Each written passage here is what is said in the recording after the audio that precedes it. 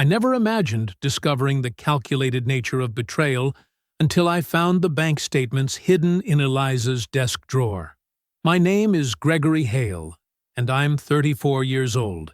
I spend my mornings in the quiet of this rebuilt home, drinking coffee on the porch I built with my own hands. My wife, Eliza Hale, the woman who vowed to stand beside me through everything, slid divorce papers across our kitchen table the same week I started chemotherapy. My brother George Hale kept telling me to fight back immediately, but I knew better. My jaw clenched as I realized her betrayal wasn't just cruel. It was meticulously planned while I was fighting for my life. I won't be destroyed by someone who saw my illness as her chance to escape. This isn't about revenge. It's about justice and truth. Before I go any further, let me know in the comments where in the world you are watching from, and make sure to subscribe because tomorrow I will share a story you don't want to miss. But let me start from the beginning. I'd never understood how a single sentence could split your life into before and after. But there I was, sitting in Dr. Mason Reed's office, my leg bouncing like it had a mind of its own, while he said words that didn't seem real. "It's lymphoma, Mr. Hale."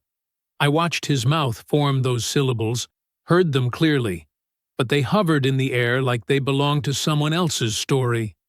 The fluorescent lights hummed overhead, that constant, sterile buzz becoming the soundtrack to the moment my world changed. "Gregory," Dr. Reed's voice pulled me back. His eyes were kind but direct. The deep lines around them told me he'd delivered this news before. "Are you with me?" "Yeah." My voice came out dry.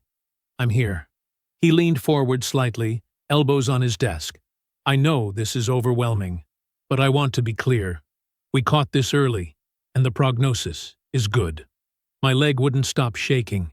I pressed my palm against my knee, but the tremor continued beneath my hand. "We'll start with a 6-month chemotherapy regimen," he explained, sliding a folder across his desk. "The side effects can be challenging, but most patients tolerate it well enough to maintain some normal activities between treatments." Normal activities. The words echoed strangely. What was normal now? "What are my odds?" I asked, surprised by how steady my voice sounded. Dr. Reed didn't flinch. I appreciated that. "With your age and health history, about 70% complete remission. Another 20% partial. And the other 10? His face softened. "Let's focus on treatment first." I nodded, suddenly remembering Eliza. How would I tell her? We'd been married 7 years, built a life together brick by brick. The house, the business, eventually, kids, we'd always said. Now this. "Doctor?" Reed continued talking about appointments and preparations, blood tests and port placements. I clutched the pamphlets he handed me like they were lifelines. Understanding your treatment, coping with chemotherapy, financial resources. The glossy paper felt unreal between my fingers. "Do you have someone with you today?" he asked, as our appointment wrapped up. "No, but my wife will—" I stopped, throat tight. "My wife will help me through this." The drive home felt eternal. I rehearsed the words a dozen different ways. "Honey, I need to tell you something. Eliza, I got some bad news. It's not as scary as it sounds." None of them felt right. None of them could soften what was coming. When I walked through our front door, the smell of garlic and onions filled the air. Eliza was cooking, moving around our kitchen with practiced efficiency. Her blonde hair was pulled back in a tight ponytail, her movements quick and precise. Her phone lay on the counter, the screen lighting up every few seconds. "Hey," I said, setting my keys in the bowl by the door. "Smells good." She glanced up briefly. "Chicken marsala, 20 minutes. Her attention returned to her phone as it buzzed again. Her thumb scrolled rapidly. "How was your appointment?" "Just a virus, right?" I stood in the kitchen doorway, pamphlet still clutched in my hand. "No, it's not a virus." Something in my tone made her pause. She set her phone down and looked at me properly for the first time. What do you mean? It's lymphoma. Cancer. The word felt foreign in my mouth. Dr. Reed says it's treatable. Caught it early. Eliza froze. Her face went carefully blank, like she was processing complex calculations. Cancer? Are you serious? Yeah. She blinked rapidly. Well, we'll get through this. Her voice was steady, almost rehearsed. Her eyes flicked to the pamphlets in my hand, but she made no move to take them, to come closer, to touch me. Instead, she turned and wiped an already clean section of countertop. When do you start treatment? Next week. Chemo for 6 months. 6 months. She repeated it like she was memorizing a shopping list. Well, that's not so bad. You'll be fine by spring. I stood there, waiting for her arms around me, for tears, for any sign that my wife understood our lives had just been upended. Instead, she turned back to dinner preparations, her movements slightly more hurried now. I've got insurance, I said, filling the silence. Dr. Reed said it should cover most of it. That's good. Her phone lit up again. She glanced at it, then away. Later that night, I sat at our dining table, treatment schedules and estimated costs spread before me. The numbers swam together, dizzying columns of potential debt. Across from me, Eliza scrolled through her phone, the blue light illuminating her face in the dimness. This is going to be expensive, I said, even with insurance. She didn't look up. I might need to cut back work during the worst weeks. That got her attention. For how long? I don't know yet. George can cover some jobs, but we should probably start budgeting then, she interrupted, her voice practical and distant. I studied her face, searching for the woman who'd held my hand through my father's funeral, who'd celebrated every small victory in my contracting business. I couldn't find her. Later, as we prepared for bed, Eliza stood at our bedroom window, her silhouette outlined against the streetlight glow. Her back was to me, shoulders straight and composed. You'll get better, but I can't do this forever, she said softly, her voice full of a practiced sympathy that didn't reach her eyes when she turned. You understand that, right? I looked at her reflection in the glass, seeing the careful distance in her expression. In that moment, I knew she was already halfway gone. I woke to the smell of coffee the next morning, stronger than usual. Eliza never made it that strong unless she wanted something. The bitter aroma drifted upstairs, pulling me from fitful sleep. My mouth felt dry, head foggy from a night spent staring at the ceiling, turning diagnosis words over in my mind. Lymphoma, stage 2, treatment protocol. I pulled on a t-shirt and shuffled downstairs, following the coffee scent. Our kitchen looked unnaturally bright, morning light streaming through windows we usually kept half-curtained. Eliza sat at the table, hair pulled back, wearing the pale blue blouse she saved for client meetings. A mug steamed in front of her, untouched. Morning, I said, my voice still rough with sleep. She looked up with a careful smile. I made coffee. Something about her composure made my skin prickle.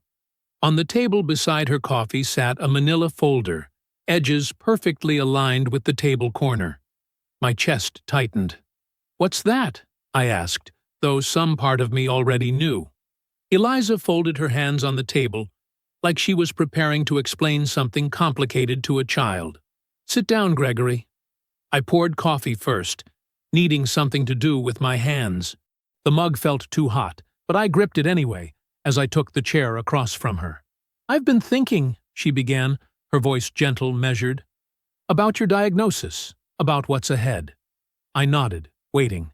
I think we should handle things responsibly, she continued, sliding the folder toward me with perfectly manicured fingers.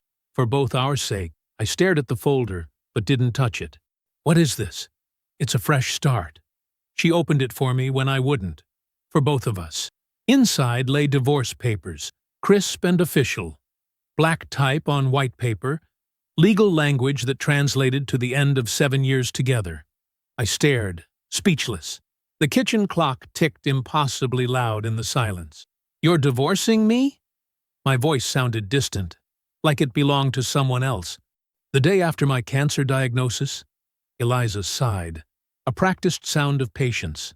I'm just being honest, Gregory. Isn't that better than pretending? Honest? The word felt wrong in my mouth. You prepared divorce papers overnight? I care about you, she said, her voice smooth. But I can't live in fear, watching you go through this, worrying every day. It's not fair to either of us. The kitchen seemed to tilt. I gripped the edge of the table. Is there someone else? A flicker crossed her face, something cold and annoyed, before settling back into practiced concern. She smiled sadly. You're imagining things. This is about peace of mind. For both of us. Peace of mind? I repeated. I just found out I have cancer, Eliza. Cancer. Exactly. She nodded as if I'd made her point for her. And now, you need to focus on getting well, not worrying about me or us. I'm not equipped to be a caretaker, Gregory. I never have been. I remembered the way she'd nursed a stray cat back to health last summer. The gentleness in her hands then. You don't have to be my nurse, just my wife. It's not that simple. Actually, it is. My voice rose. In sickness and in health, that's literally what we promised. The conversation spiraled from there. My disbelief crashed against her calm denial. For every question I asked, she had a practiced answer. For every accusation, she had a deflection that made me sound unreasonable. When I asked about financial arrangements, about the house, about the timing of it all, she steered the conversation back to my emotional state and how I needed stability, not conflict. After 20 minutes of circular arguments, she checked her watch. I have a meeting, she said, rising from the table. She came around to my side and patted my hand like a nurse checking on a difficult patient. Focus on your health, Gregory. Let me handle the rest. She left me sitting there, the folder open before me, my coffee gone cold. That evening, after Eliza had gone to bed, I returned to the kitchen. The folder sat where I'd left it, a square of devastation under the fluorescent light. I opened it again, flipping through the pages slowly. That's when I noticed it, her signature, already notarized, dated 2 weeks earlier. I sat alone under the harsh kitchen light, the realization washing over me like ice water. She'd prepared this long before the diagnosis. My cancer hadn't driven her away. It had just given her the perfect excuse to leave. 2 days after Eliza handed me the divorce papers, the medical machinery took over my life. Port placement consultation, blood work, insurance forms stacked in manila folders identical to the one that held our dissolution papers. The irony wasn't lost on me. I spent Wednesday morning in Dr. Reed's office discussing chemo schedules while Eliza was working late again. When I got home, the mail was scattered across the kitchen counter. Bills, mostly. But something caught my eye. An envelope addressed to Eliza's Curations. I'd never heard of it. I flipped through more envelopes, credit card statements, supply catalogs for what looked like retail merchandise, a business card proof for Eliza Hale, proprietor, with our home address. My hands started shaking, not from the pre-chemo meds, from something else entirely. When the UPS truck arrived an hour later, the driver handed me 3 boxes addressed to Eliza Hale, Hale Designs. He'd been delivering packages like these for weeks, he said, always when I was at work or at doctor appointments. Your wife starting a business? He asked, friendly. Something like that, I answered. After he left, I stared at those boxes, felt the weight of them in my hands. Our names were on them, but they contained a life I knew nothing about. I set the packages inside the front door and went straight to our home office. The desktop computer password had been changed, but Eliza had always used variations of the same one. 3 tries later, I was in. The browser history told the story. Loan applications, business license filings, a commercial lease agreement for retail space downtown, and the smoking gun. LLC registration papers listing our home address and joint bank accounts as the funding source. My stomach dropped like I was in free fall. While I'd been sitting in oncology waiting rooms, Eliza had been building a boutique. On joint credit. In secret. Our credit. I printed everything, hands steady now. Not shaking anymore. Something inside me had gone very, very still. When Eliza came home that night, shopping bags in hand and a flush on her cheeks, I was waiting. The papers were spread across the dining room table. "What's Hale Designs?" I asked. She froze for just a second, then smiled. Not a real smile. The one she used when we had dinner with people she didn't like. "Just a small project," she said, setting her bags down. "Something to keep me busy during all this." She gestured vaguely in my direction, as if cancer were a hobby I'd taken up. "A small project requiring a commercial lease and business loans." I held up the papers. "In our name?" She tilted her head, her expression softening with practiced pity. "Gregory, I told you, you're overthinking everything. The doctor said stress isn't good for your treatment. Don't do that," I said. "Don't use my cancer as a shield. These are legal documents, Eliza. Joint liability agreements you never mentioned." "It's just a little boutique," she said, her voice hardening slightly. "Something to support us while you're indisposed." The word landed like a slap. Indisposed. Like I was on vacation instead of fighting for my life. "You mean while you're divorcing me?" I corrected. "This is exactly what I meant," she sighed, unpacking her shopping bags as if we were discussing the weather. "The paranoia. The exhaustion. It's making you irrational." Irrational. "There's a commercial lease with our names on it." She looked at me with the kind of patience you reserve for a child having a tantrum. "With my name on it. And the boutique will cover all the costs once it opens next month." "Next month?" I stared at her. "When I start chemo?" She turned away. "You're making everything into a tragedy, Gregory." Something in me snapped. Not loudly. Quietly. Like ice breaking beneath your feet. I grabbed my keys and walked out into the rain, my chest so tight I could barely breathe. The cold air helped. The distance helped more. I sat in my truck for nearly an hour, engine off, rain drumming on the roof. The wipers had left streaks on the windshield that blurred the streetlights.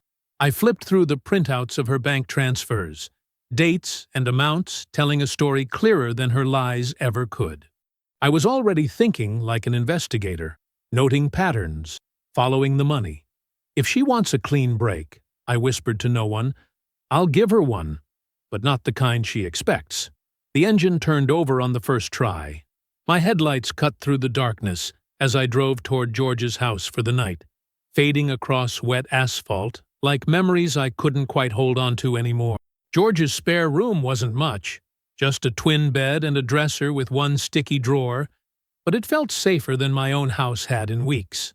My brother didn't ask questions when I showed up that night with rain soaking my collar.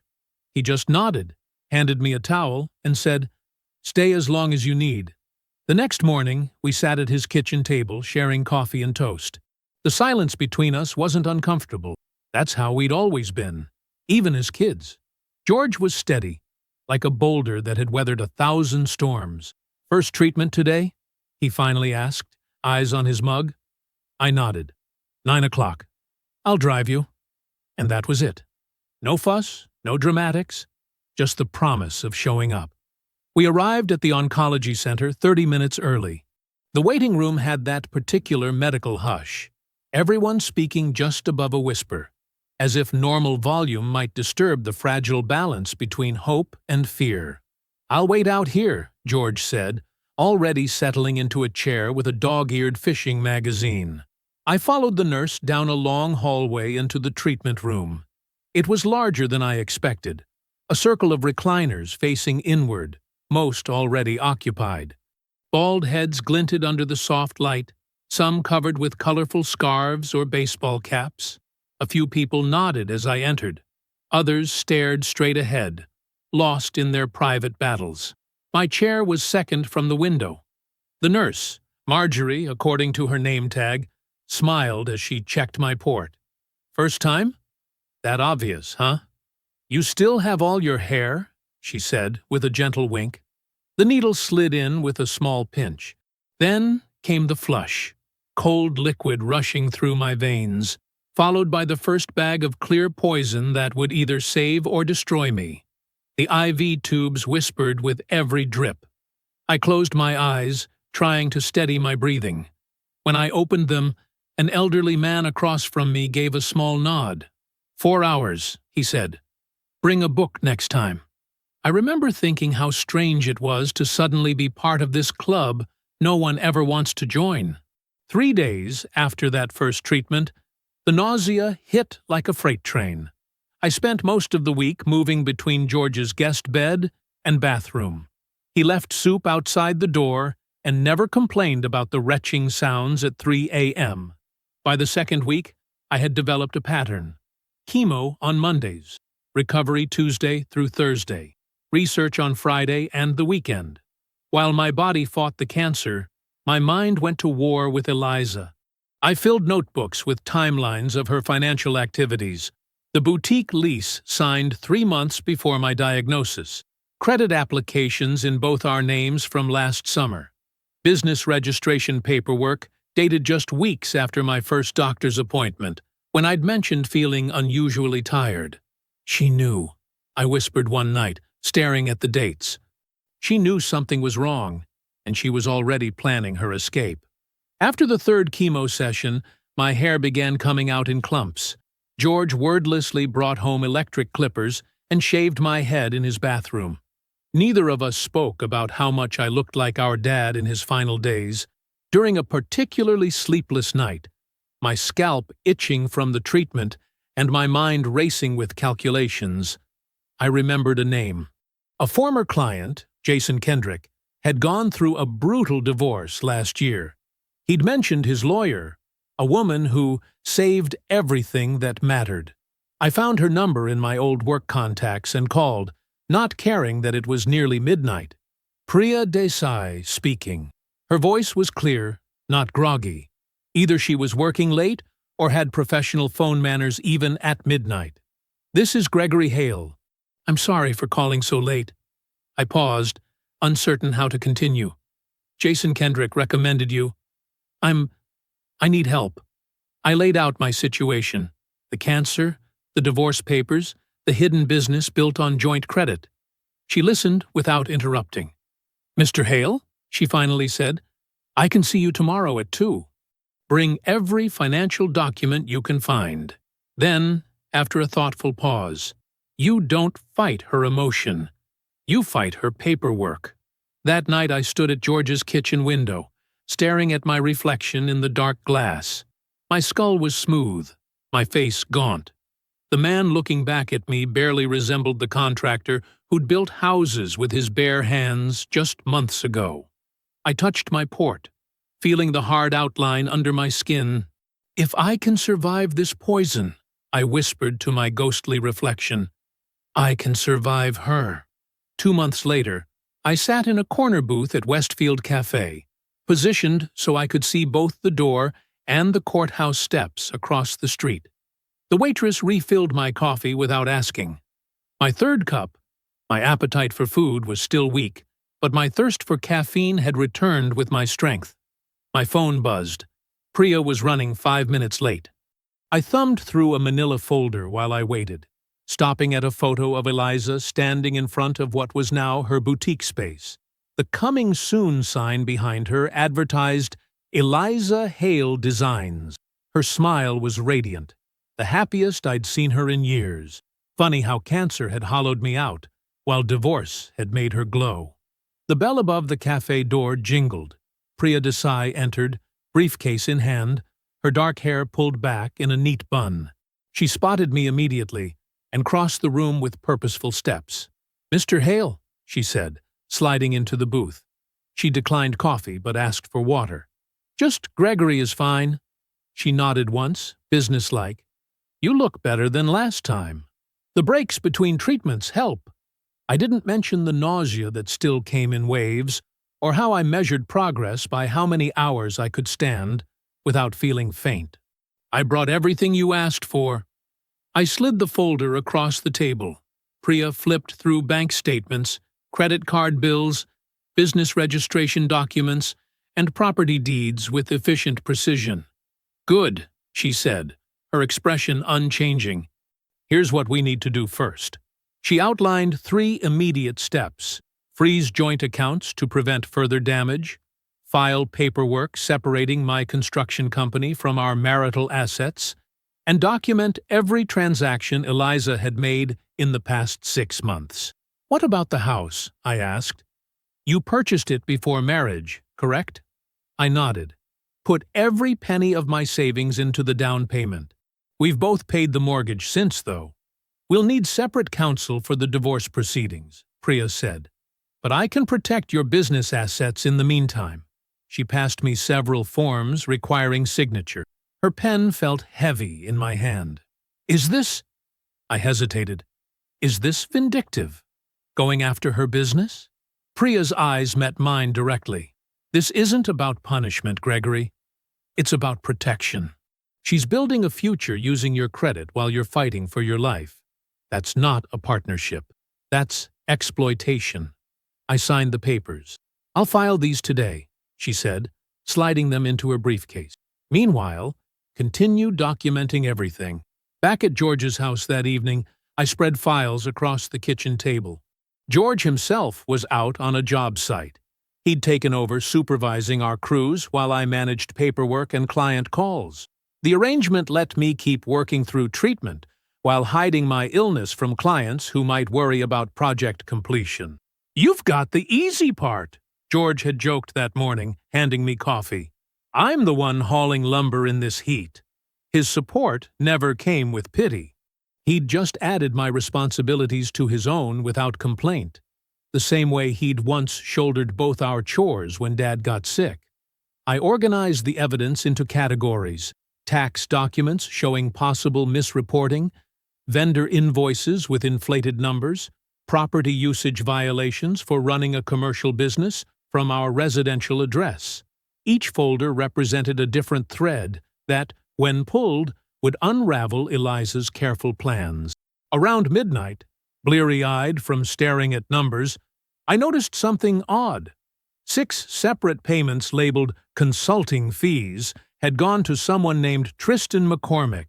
The name meant nothing to me, but the amounts, $2,500 each month, were substantial for a business that hadn't officially opened.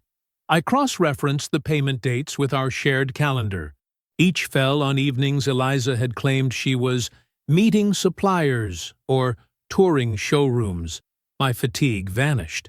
I zoomed in on receipt timestamps and locations: 3 dinners at Veluto's, an upscale restaurant downtown, a hotel bar tab at the West Lake, champagne charged to our joint credit card on a night I'd been throwing up from chemo. I sat back, a cold realization washing over me. The business betrayal was just the surface. The next evening, I parked my truck across from the renovated storefront that would soon become Eliza Hale Designs. I'd told George I needed air, which wasn't entirely a lie. The cab of my truck felt more like home these days than anywhere else. At 9:17 p.m., Eliza's car pulled up. She stepped out wearing a dress I didn't recognize, laughing at something I couldn't hear. A man emerged from the passenger side, tall, dark-haired, wearing a leather jacket despite the warm evening.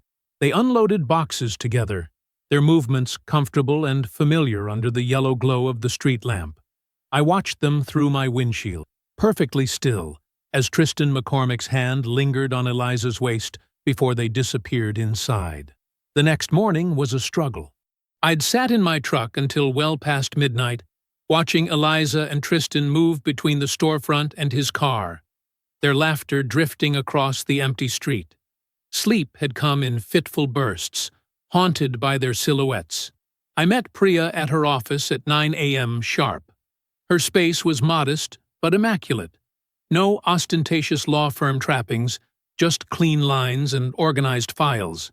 It felt like a place where problems got solved. "You look terrible," she said, gesturing for me to sit. "Rough night." I handed her my coffee mug to refill from her pot. Found something else. Priya listened without interruption as I explained about Tristan McCormick, the consulting payments, and what I'd witnessed.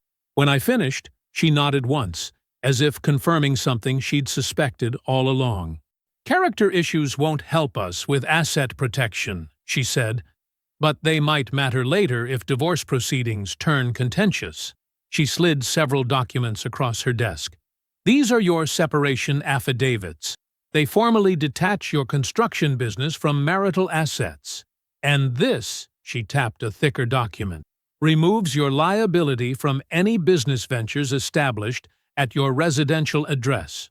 "Will it hold up?" I asked. "It's procedural, not punitive. That's the key." Her eyes met mine with steel certainty. "Everything we do must look like reasonable protection, not retaliation. Let her own actions create the consequences." I signed where indicated, my signature steadier than I felt inside. "What about the anonymous reports?" I asked. "Those are separate. Keep your name off them." She gathered the signed papers. "Timing matters, Gregory. Too much at once looks orchestrated." "I understand." As I stood to leave, Priya added, "One more thing. Start keeping a health journal. Document treatment dates, side effects, medical expenses." "Why?"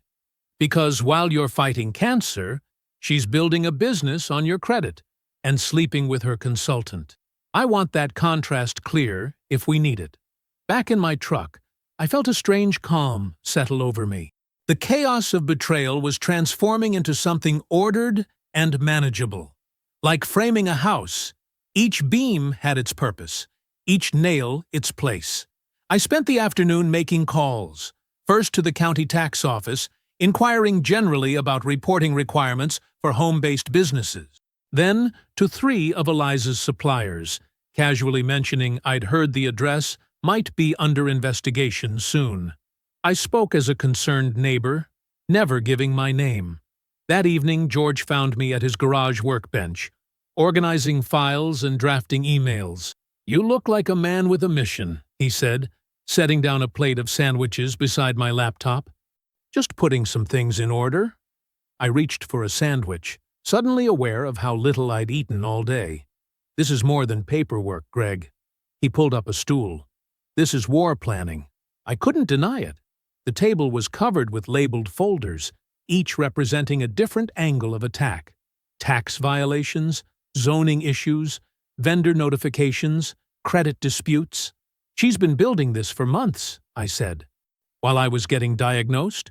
While we were still supposedly partners." George nodded. "So, what's the plan?" "Her big relaunch is next Saturday.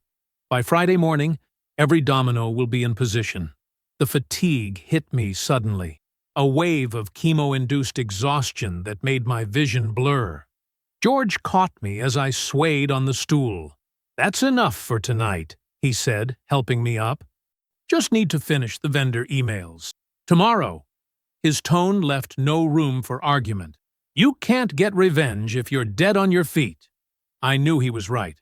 The plan would work only if I maintained control of the timeline, the evidence, and myself. Over the next week, I methodically executed each step.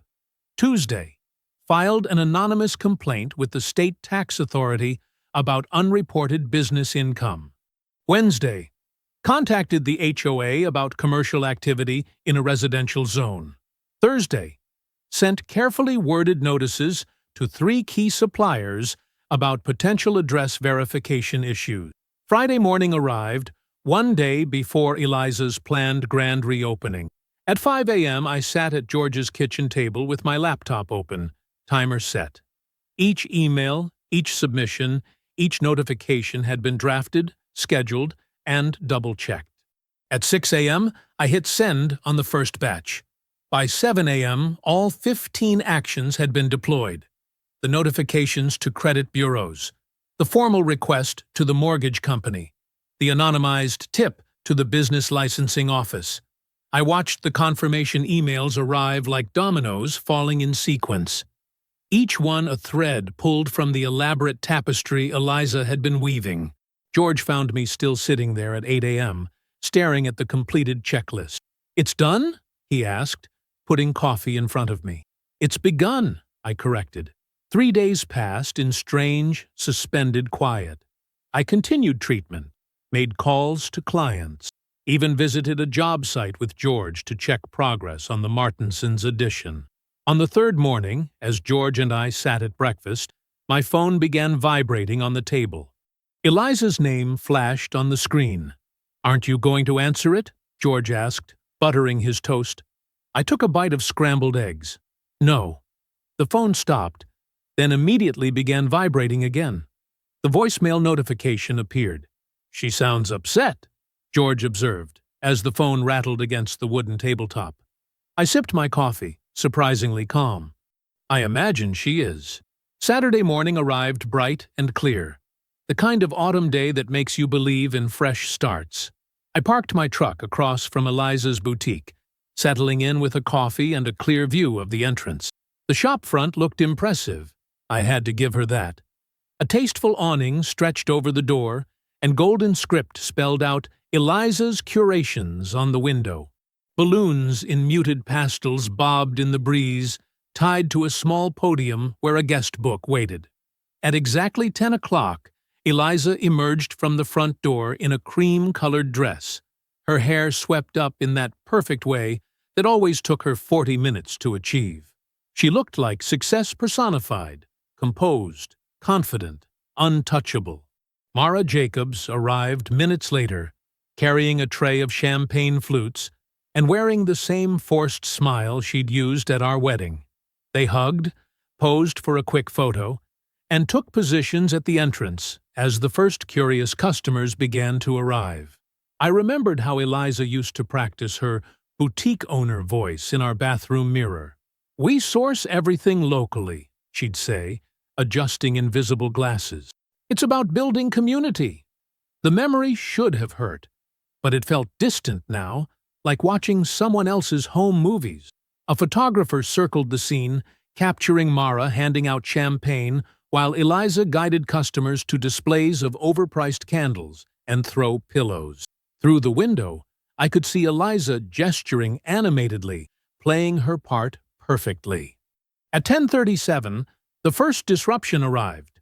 A delivery truck from Meridian Textiles double-parked outside. The driver, clipboard in hand, looked confused as he checked the address twice. Through my open window, I heard him call out, "Final notice delivery for outstanding invoice." 10 minutes later, a black sedan pulled up. Two people in business casual attire stepped out, carrying briefcases and stern expressions. State tax auditors, right on schedule. I sipped my coffee, watching as they entered the boutique. Through the large windows, I could see the ripple of confusion spreading across the small gathering. Customers stepped back, conversations halted. Eliza's smile flickered but held as she guided the officials toward the back office. By 11, a county clerk had arrived with zoning violation notices, and a representative from the credit card processing company stood at the register, speaking with a flustered Mara. The customers thinned quickly, champagne flutes abandoned on display tables. I watched one woman hurriedly replace a candle she'd been examining, backing toward the exit as voices rose from the back room. Eliza emerged, her composure cracking. She was gesturing frantically, her voice carrying across the street in fragments. "This is a mistake. My accountant handles. If you could just—" Mara paced near the register, phone pressed to her ear. I knew she was calling Tristan. I could tell by the way her shoulders hunched forward, the urgent tilt of her head. Her expression darkened as the call went to voicemail.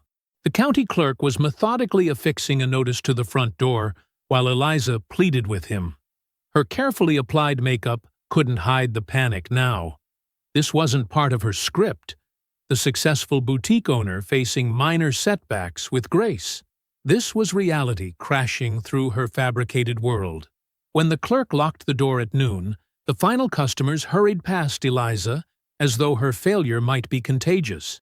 The photographer had long since packed up, unwilling to document this unraveling. Mara stood at the curb, arms crossed tightly, watching as Eliza's credit card was declined at the parking meter. I started my truck and drove away before Eliza could spot me. There was no satisfaction in watching her crumble, only a quiet recognition that consequences had finally arrived. That evening, I returned to George's house, methodically deleting browser history and email drafts.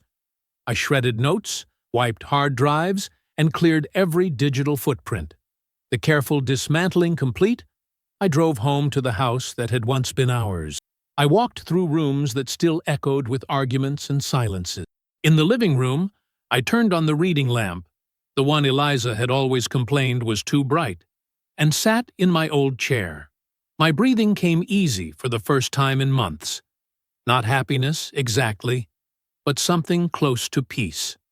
The knock came just after 9. 3 sharp raps that sounded official, deliberate.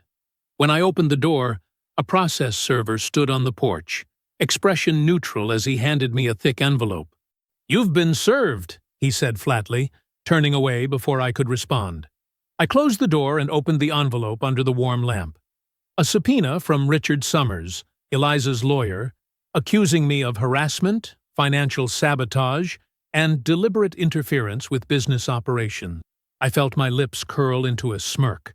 The document trembled slightly in my hands, not from fear, but anticipation. The real battle was just beginning. The courthouse hallway smelled like floor polish and tension. Morning light slanted through tall windows, casting long shadows across marble floors that echoed with every footstep. I sat on a wooden bench beside Priya, my back straight, despite the fatigue that never quite left after chemo. The folder in her hands contained everything, every receipt, every transfer, every lie. Down the corridor, Eliza stood with Richard Summers. She'd dressed for the role, cream blouse, conservative skirt, hair pulled back to highlight her downcast eyes. She leaned slightly against the wall, one hand touching her temple like the very thought of this hearing exhausted her. Richard whispered something in her ear, and she nodded slowly, the picture of a woman wronged. "Ready?"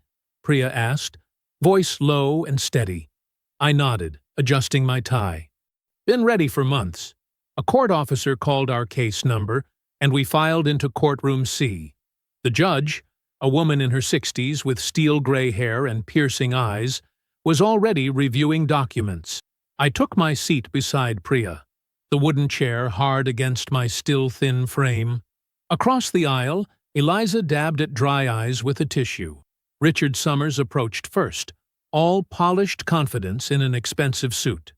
"Your Honor, we're here today because Mr. Hale has engaged in a systematic campaign of harassment and financial sabotage against my client." He gestured toward Eliza, who seemed to shrink under the court's gaze. When Ms. Hale had the courage to separate from a failing marriage, Mr. Hale retaliated by weaponizing his illness and destroying her livelihood.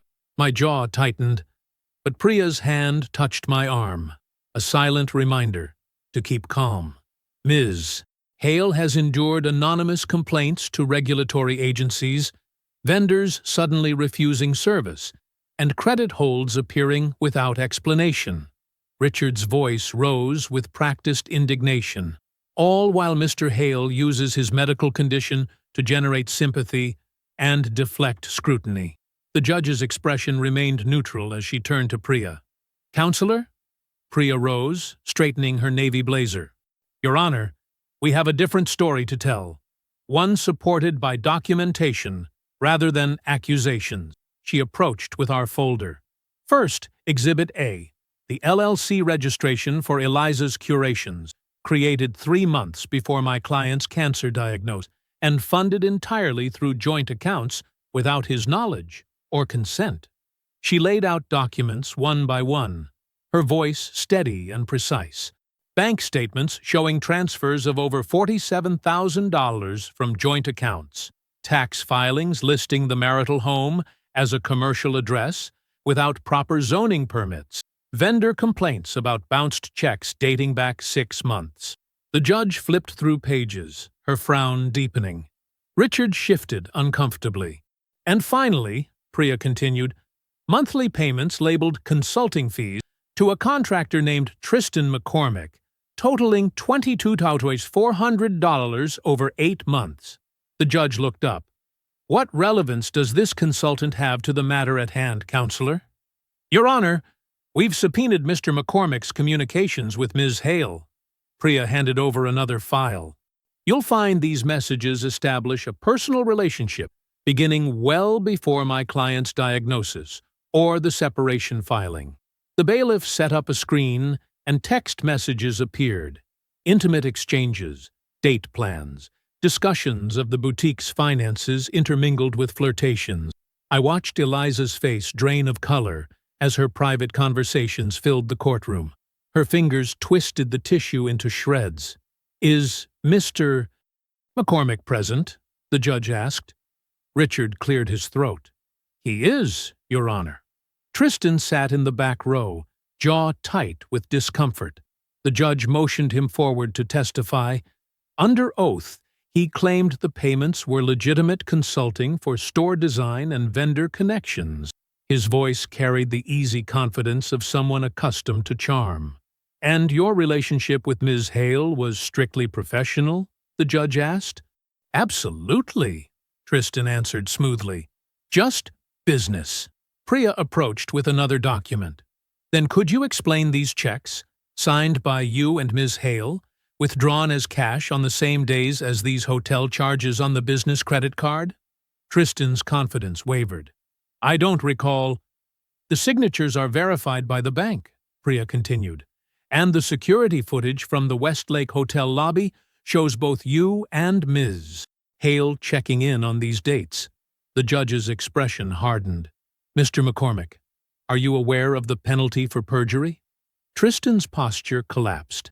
I may have misremembered some details. The courtroom fell silent. The judge shuffled papers, then looked up with stern determination. I've heard enough. I'm denying all motions against Mr. Hale and referring this boutique operation for fraud investigation. Furthermore, I'm requesting a review for possible perjury charges. She turned to Eliza. Ms. Hale, I suggest you find new counsel and prepare to answer for these financial discrepancies. Richard Summers gathered his papers, avoiding Eliza's stunned expression. The gavel fell, and it was over. As we stood to leave, Eliza's eyes found mine across the courtroom, her face twisted with fury and something close to disbelief. You did this, she hissed, just loud enough for me to hear. I met her gaze steadily. No, I replied, my voice soft but clear. You did. 3 weeks after the court hearing, I stood on the driveway of what was legally my home again. The settlement was final. The house, the business accounts, everything separated and settled with surgical precision. That's the last of it, George said, sliding a heavy toolbox into place against the garage wall. He wiped his hands on his jeans, surveying our work. Every hammer, every wrench, every piece of equipment I'd built my business with was back where it belonged. The spring air carried the scent of new grass and possibility. I ran my hand along my workbench, feeling the familiar nicks and gouges in the wood. How many times had I stood here planning renovations? How many kitchens and bathrooms had taken shape in my mind at this very spot? Feels strange? George asked, reading my expression. Good strange, I replied, like putting on an old jacket and finding money in the pocket you forgot about. George laughed, that warm, genuine sound I'd grown up with, the same laugh that had filled hospital rooms during my worst days, that had broken through the chemical haze of treatment with stubborn normalcy. A car pulled into the driveway, and Riley stepped out carrying brown paper bags that released promising aromas. Her auburn hair caught the late afternoon sun, and she smiled, the kind that reached her eyes. I come bearing gifts, she called out. Thai food and no medical questions for at least 2 hours. You're a woman of your word, I said, taking the bags as she approached. The three of us moved inside, where the kitchen gleamed with afternoon light. It was the same room where Eliza had handed me those divorce papers, but somehow the memory felt distant now, less sharp. Riley unpacked containers while George grabbed plates from cupboards he knew as well as his own. "To homecomings," Riley said, raising her water glass once we were seated. "And to good company," I added, meeting her eyes. We ate and talked about nothing important. George's new client with the impossible porch design, Riley's co-worker who kept stealing her lunch, the neighbor's dog that had developed a strange habit of collecting tennis balls. Simple things, normal things. I found myself laughing, really laughing, for what felt like the first time in forever. Not the tight, controlled chuckle that had become my default, but something that started deep and rose freely. The sensation was so unexpected I nearly stopped to examine it, but instead, I just let it happen. This was what healing actually felt like. Not the absence of pain, but the presence of something better filling that space. After dinner, George headed home, and Riley helped me clean up. Her movements were efficient but unhurried, comfortable in the silence between us. We'd met at a follow-up appointment 4 months ago, she with her clipboard, me with my scan results, and something had clicked into place. Not romance, not yet, but possibility. The next morning, I drove through town with the windows down. My route took me past the corner where Eliza's boutique had stood. The windows were empty now, a stark "For Lease" sign taped to the glass. The mannequins, the artfully arranged scarves, the elegant signage, all gone. As I slowed at the light, I spotted her across the street. Eliza stood watching as 2 men loaded display shelving into a repossession truck. Her posture was stiff, her expression tightly controlled. She wore large sunglasses, but they couldn't hide how her lips pressed into a thin line. Mara Jacobs stood a few feet away, scrolling through her phone, pointedly not looking at Eliza or the scene unfolding. Their friendship had evidently not survived the collapse. Richard Summers walked past the commotion with his head down, briefcase clutched tightly. I'd heard through Priya that he'd lost 3 major clients after the judge's rebuke. His reputation for ethical corner-cutting had finally caught up with him. There was no sign of Tristan. He'd vanished from Eliza's life as quickly as he'd appeared in it. The light turned green, and I drove on without stopping. There was nothing there for me anymore. That evening, I drove up to Ridgepoint Park and parked at the overlook that gave a view of the whole neighborhood. The sky turned deep orange as the sun set, casting long shadows across rooftops. From this distance, I could see my house, windows glowing warm and golden against the gathering dusk. I traced the faint scar on my chest, where the chemo port had been. It was barely visible now, just a small ridge under my collarbone, evidence of what I'd survived. "That's peace," I whispered, to no one in particular, watching the steady light from my home as darkness settled around it. I believe stories such as this find us for a reason. If this one touches you, please subscribe. I share a new one every day.